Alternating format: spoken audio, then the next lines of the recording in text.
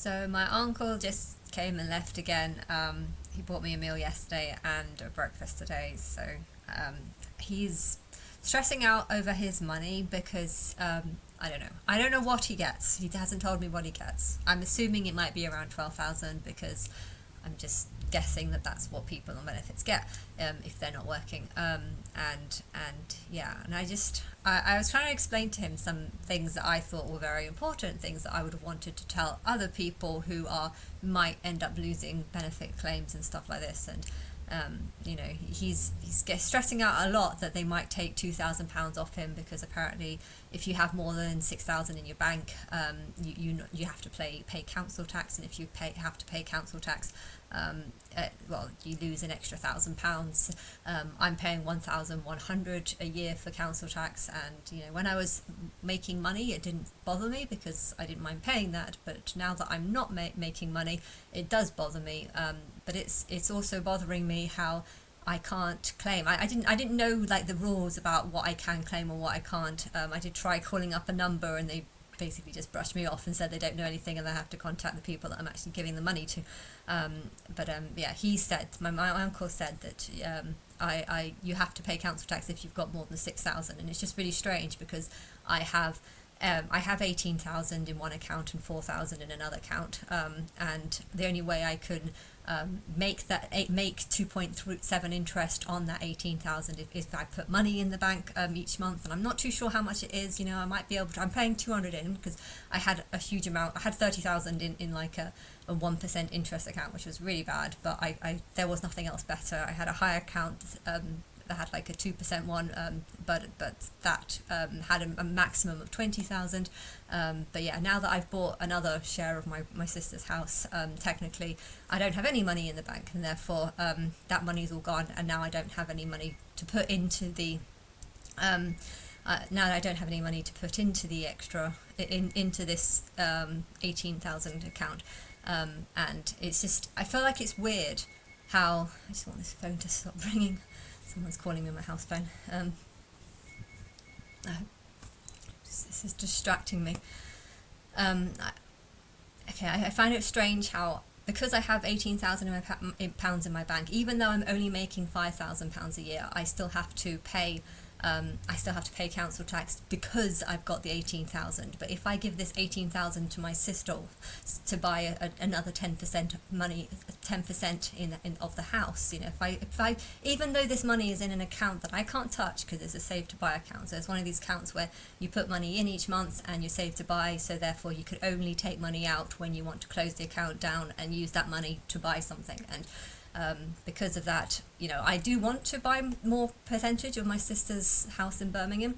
That is always the plan, and I'm hoping that my sister will realise that she's paying quite high interest right now, and if she starts getting slapped with loads of, I don't know, fines or bills or whatever from things that she's doing, don't think there'll be huge amounts, but she might need the extra. I mean, if she's renting out one of her bedrooms to make £6,000 a year because she feels she needs to, obviously she feels she's poor, and so she's selling an extra 10% of that house is a good idea, because maybe she would, not rent out her kid's bedroom, and I'm sure in a year's time, the kid's going to be 3, the other kid's going to be 2. I'm sure both of them are going to appreciate having a bedroom. So I don't know what it is, but it's just weird to think how even though I'm only making the same amount of money, whether this 18,000 is in my bank account or whether I give it to Sophie so that I own a bigger share of a house, technically I'm not any poorer. So why is it that I have to pay £1,100, which is a discount rate because there's a 25% off if you're a single person? But yeah, why do I have to pay this money just because that I have money in the bank, when if I put the money in property, suddenly I don't have money in the bank and therefore I can claim benefits? I mean, surely if my money is invested in a bank or invested in a property, surely it's the same thing. So why is it that I'm considered to be so much poorer just because I've chosen to invest in housing rather than in a bank? I mean, I know the bank isn't that high interest, you get less money when it's in well, that's more reason than I'm actually richer. If I take this £18,000 out and give it to my sister so that I own a bigger share of this house, I will technically be richer, because instead of making 2.7% on my interest, I'll be making 6% on the interest, which is about how much the interest on the house is. So I would be richer if I did that. And not only would I be richer, I can also claim, I can also not have to pay benefits, because I've only got £4,000 left, and the money that I'm making through the rental, well, I'll easily be able to spend £6,000 a year. I mean, usually I spend about £3,000 a year, £4,000 a year, but it would be nice to know that I have £6,000 interest and each year coming in. But it's just weird how the only way I can claim this sort of not pay council tax, I don't even want to pay council tax. I don't have kids, so I'm not paying for any. I don't need the use of the schools in the area. The bins haven't been taken out for ages. They did take our bin 2 weeks ago, and I was told, because there's so many people around. There's so many bin collections that are not being taken in Birmingham right now. I think Solihull area is fine because that's full of richer people.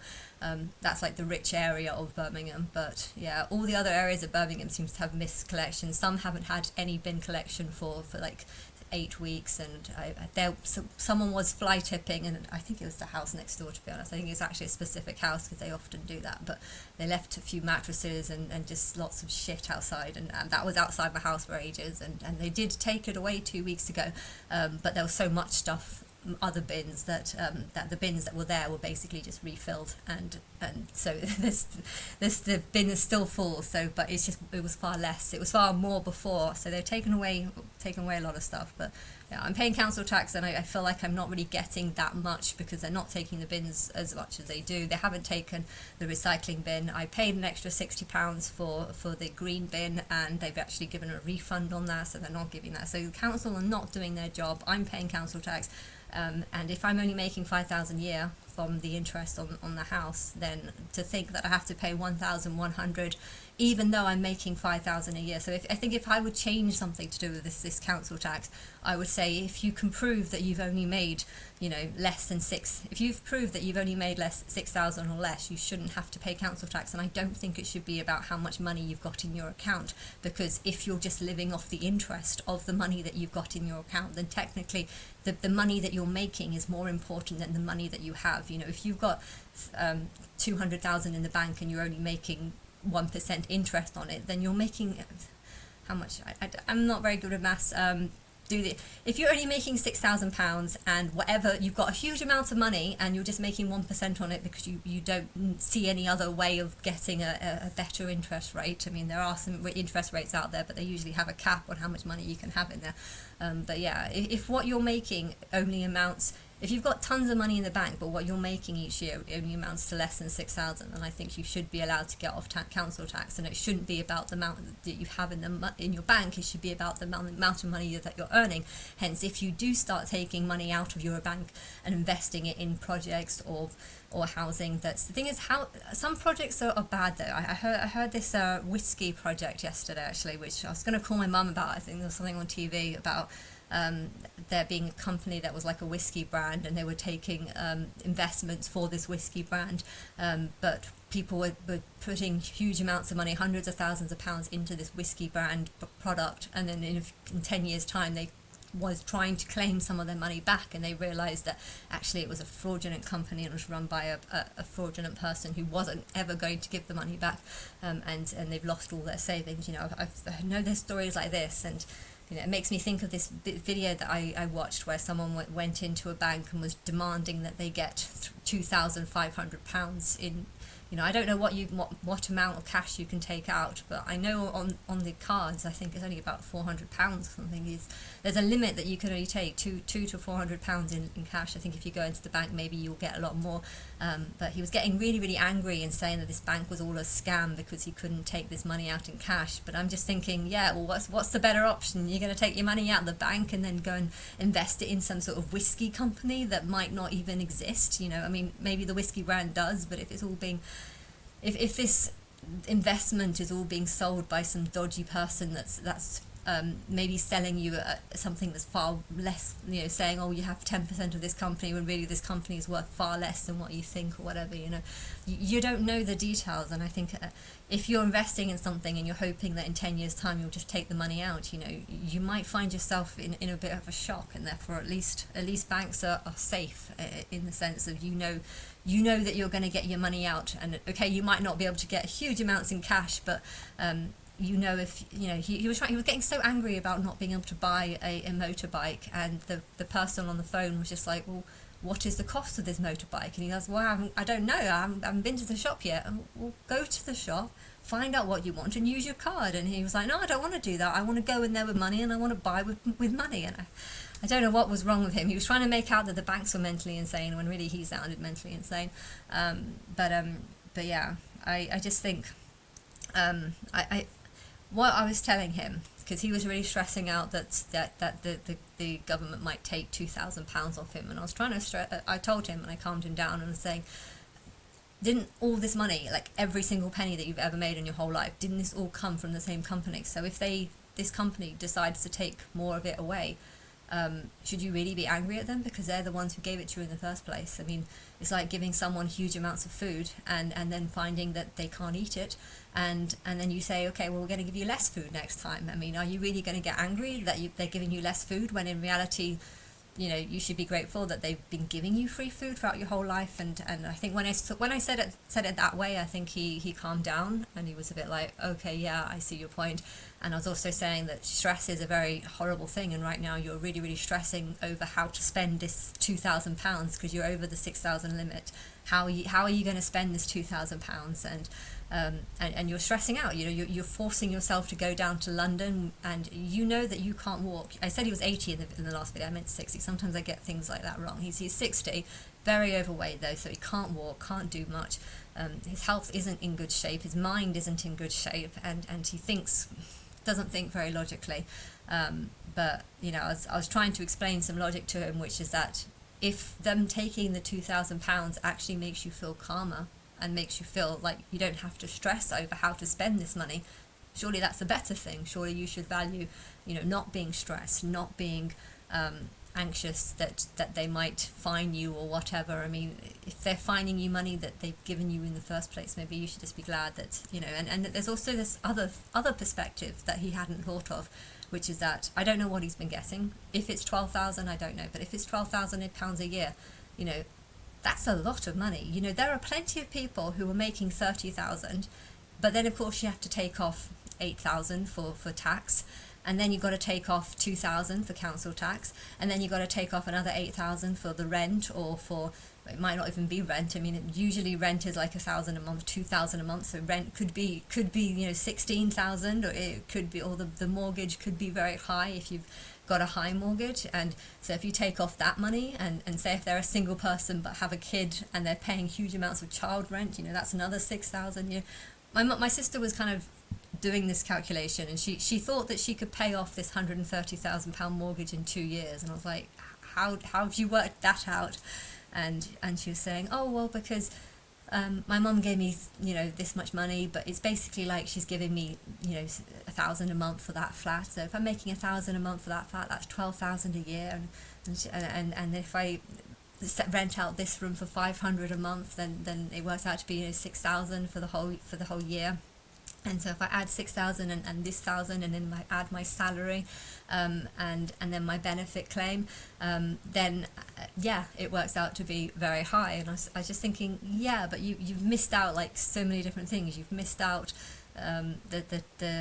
the service charge on your 2 flats, which is like 5,000. You've missed out the fact that Linda isn't actually paying you rent. She gave you some money to help you not have to borrow so much money from the bank. So the money that you would have made from that is basically, it's already been spent. This is this is why your mortgage isn't higher, and therefore you can't count that as being your salary. This is why you can't tax that money, because that money is not.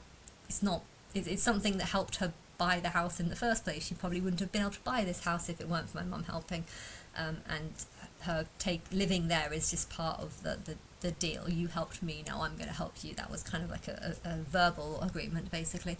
And yeah, the woman that's staying in your flat now is kind of, you know, it's not very high, and okay, you're making money from the half house that you have in Birmingham, but if you think about the interest that you're paying on this massive mortgage, you know, it only just about covers that, and then you still have to think about tax and council, and yeah, she's paying council tax on both. So it's not just the service charge, which is like 7,000, like 5,000 for the two flats. She's also got the £2,000 service charge on both of them. This one's a low band where I am, because I'm in a very cheap area.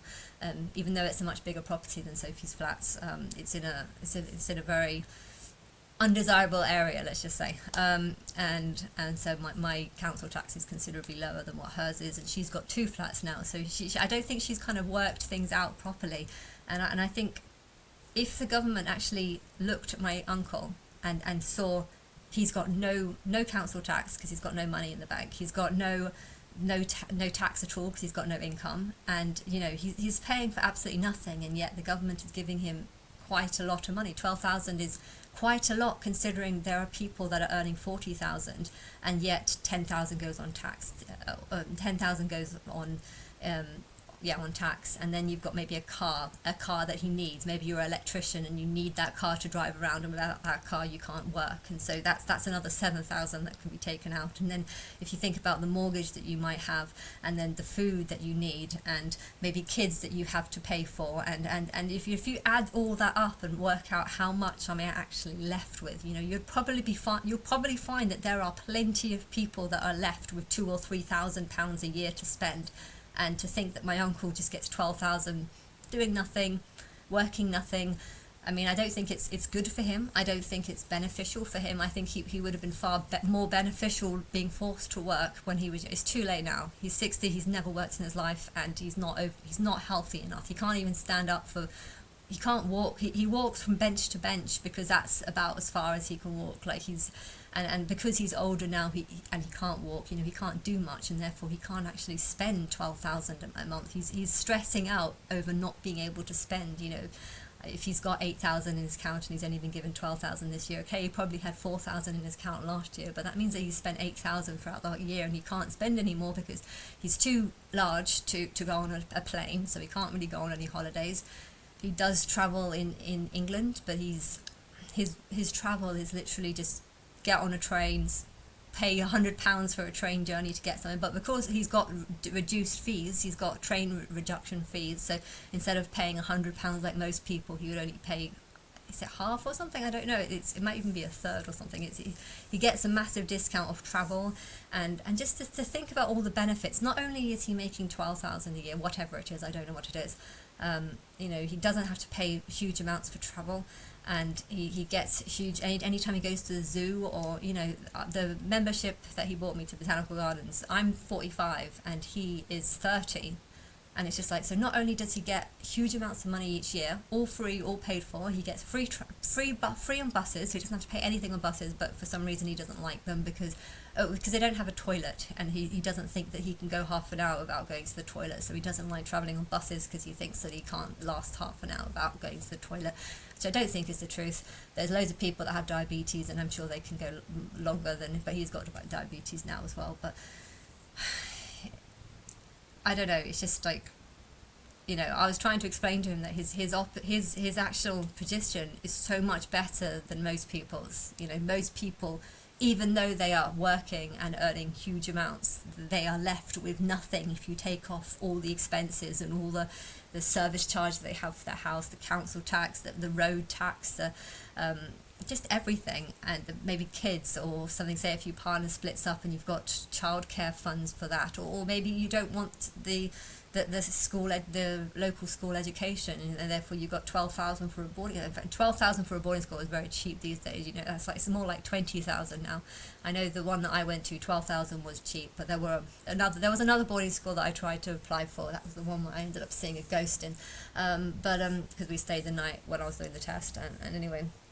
That was about 20 or 30,000, and when I found out how much, it was like, you can't afford this. But that would have been a better school, much bigger. But yeah, it's just I don't think my uncle realizes how good he has it. But at the same time, it did come with a price because he's basically been fed huge amounts of drugs and it's killed his brain cells. And I don't even necessarily believe it's the drugs that killed his brain cells. I think it's not working, not learning how to look after yourself, not learning how to spend money well, not learning anything. As a mentally ill person, when you get this brand of you're mentally ill, you're on lifetime care, you have to listen to the doctors, this numbs your brain and it turns you into some sort of zoo animal, and you're just now a sort of puppet of the zookeepers, and that's kind of, a lot of people might say, oh, they're cutting benefits, that this is so terrible.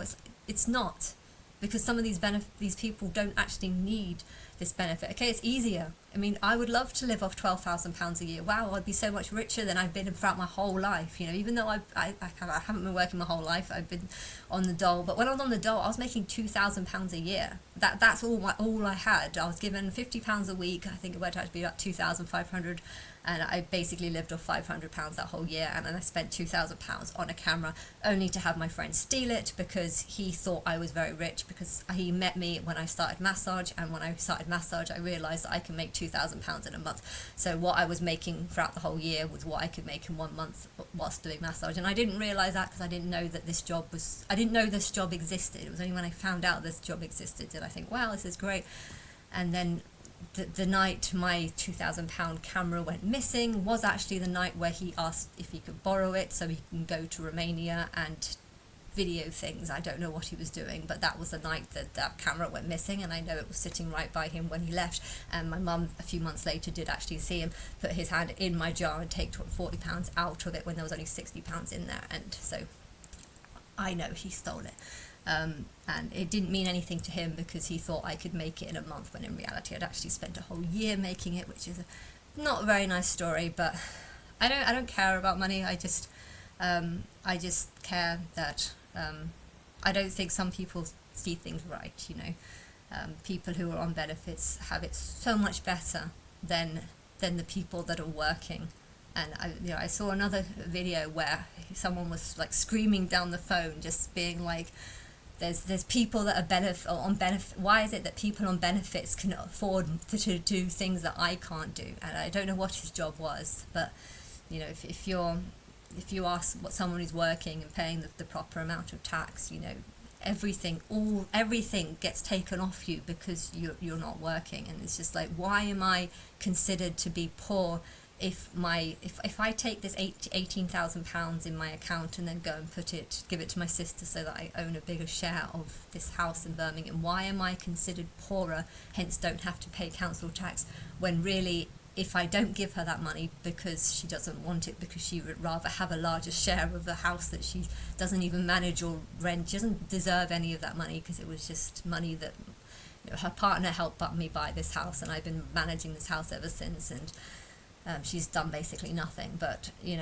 why am I considered poorer because my money is invested in a house rather than, I can understand if it's invested in some whiskey firm, because that whiskey firm might not actually exist, and in 20 years time when you come and get your money out, you might realise that you can't.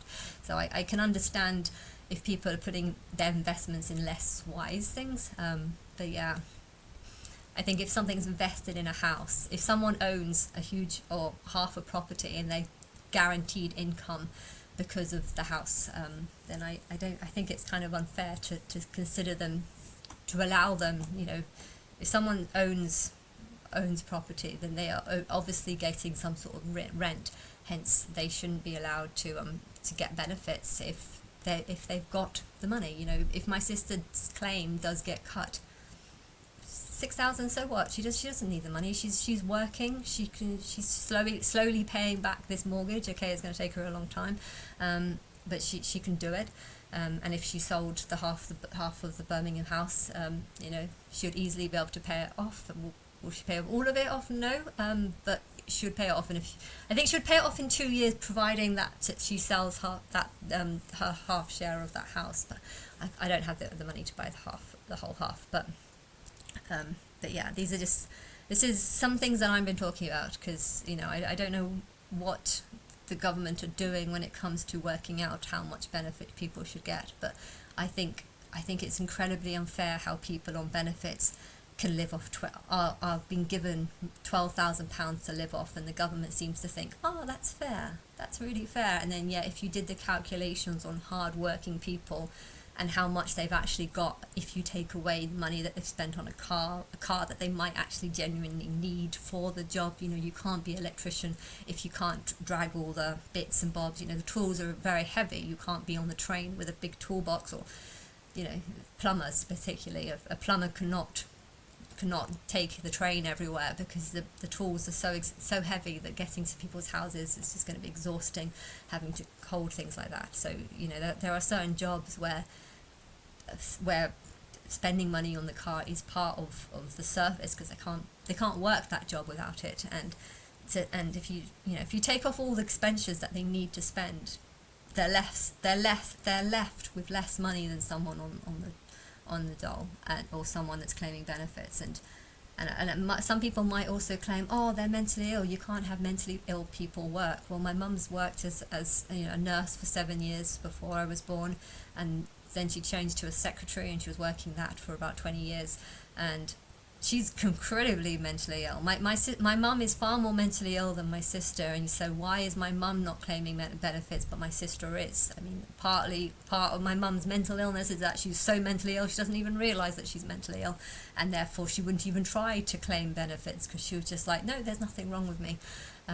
Whereas with my sister, she's like, no, there's nothing wrong with me. Oh, I could get £7,000 if I say that there is something wrong with me. Okay, yeah, there's something wrong with me. Give me money. And in reality, the only reason why she thought there was something wrong with her was because they took her child away. And she was like, well, if you're going to take my child away, then I'm going to use, because you think I'm mentally ill, then I'm going to use this claim that you believe that I'm mentally ill, and I'm going to use it to try and make money. And so she's actually done kind of a smarter thing. She's taken up an opportunity, but it's an opportunity that she should never have got, because the reason why her child was taken off is because of her lack of maternal instinct and a lack of ability to see risks when it comes to a child, and I guess also focused more on the wrong things and making bad choices is part of why she lost the child. But, you know, it is a mental illness, but my mum's mental illness is so much worse. She doesn't claim benefits. My dad's autism is way worse than my sister's autism.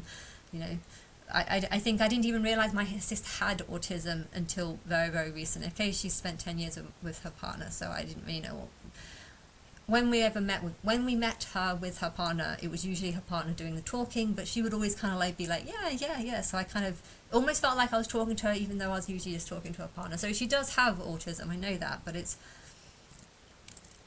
if she really had autism, she wouldn't want to live with a stranger in her 2-bedroom flat, because she would be so autistic that the idea that a stranger is living in her house wouldn't feel right. So she can't be that autistic. My dad, however, he would never want a stranger living in his house. He doesn't even want my uncle coming to visit my house. So, you know, he definitely has a much stronger autism, and yet he would never claim benefits because he thinks it's wrong to claim benefits when you can work, and that's right. So why is it that people like my sister, who shouldn't be claiming benefits and yet are because they can, why is she allowed to get benefits where people like my dad, who's far more autistic, you know, doesn't believe that he has the right to claim this, and he's right, he shouldn't have the right to claim it just because he's autistic, because there's loads of people that have autism.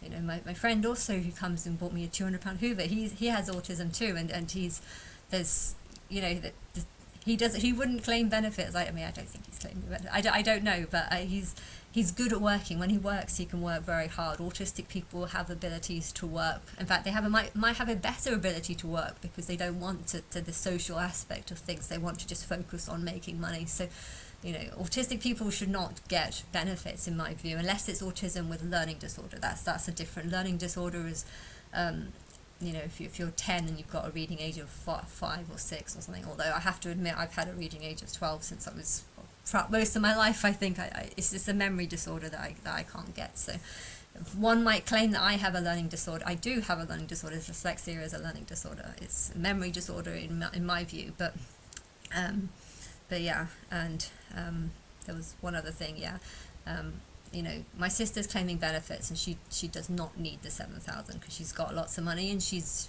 quite focused and good at making money when she tries. My 2-year-old nephew, though, Leo, who's lost his father, he's got his mum who's not really that focused on him. You know, he's got a new father, Marco, who's the social workers are trying to have spent the last 2 years trying to destroy their relationship by not allowing them to meet, not allowing them to have contact. You know, he was trying to say, yes, I want to take responsibility, and yes, I want to stand up, and yes, he's I'm pregnant with this new person, and this is going to be my blood child, and you know, this is his half brother, and I want to take responsibility and be the father. And the way social services have been treating him, you know, refusing to let him even see the child for a year and a half, and then when seeing the child, treating him like, oh, he failed the parenting test. He failed the parenting test before he even met the child. I mean, how the hell can you fail someone in a parenting test before they even meet the child that they're supposed to be wanting to adopt, you know? And he knew the father as well. There was a long-term friendship. They met at the funeral. So, you know, there's a big thing of reasons why he would want this child, and I feel like social services have done nothing but try to get him to back off so that they can make money out of him. So that the whole thing just makes me feel sick, because they've not been behaving rightly. They've not been doing things correctly. And because they're social services, a lot of people would just automatically give them the respect because they're social services, and they don't realize that social services is a business, it's a company, it's a group of people that are trafficking children because they want to make money out of them. And if they find people like my sister, you know, they love it. Oh, if you get pregnant, oh, if you failed your parenting test, if you've lost your child, and we know that you're just going to go off and have sex with the first guy that comes along, and you're going to have a kid with that one, we're not going to stop you. We're not going to put a coil inside you. No, we're going to let you do that. Why? Because we can make more money off the new child. You know, it's almost like they had that kind of mentality. So I really, you know, I don't like I don't like anything when it comes to social services, and I think they're doing a lot of things wrong. But yeah, I had a lot of things to say there. But yeah, to think that this child has an incompetent mother, no father. Social services have spent the last 2 years trying to destroy this relationship that he could have had with his new father, and by failing him in the test and doing lots of shit, and yet he has no money. This Leo kid who's 2 years old, who can't work because he's not old enough, he hasn't got any education, he has no money, and yet he's now relying on the person that, you know, social services have done their best to keep away from, and stuff, and so you're giving money to people like my sister who don't need the money, and yet people like Leo, I think Leo is someone who would need the money because he's a 2-year-old who's no father, incompetent mother. Social services spent the last 2 years, you know, destroying his relationship with me and with his new father, and it's just, you know, there are some people that need the money, and that is 2-year-olds and stuff like that, and you know, there's a lot of older people that are complaining that they're losing their benefits, but you know, when you get older you can't do that much. You know, my uncle probably was able to spend 12,000 when he was younger because he had abilities to go different places and stay in lots of different homes, whereas now he walks 10 minutes and then he gets tired, so he can't actually do much, so he's staying in the house a lot more, and he can't spend as much as they're giving him, and he's stressing out that they're giving him less without realizing that actually they're giving him less, or if they do give him less, it's because he generally doesn't need it. And when I told him that, I think he calmed down a lot more and saw things in a better perspective.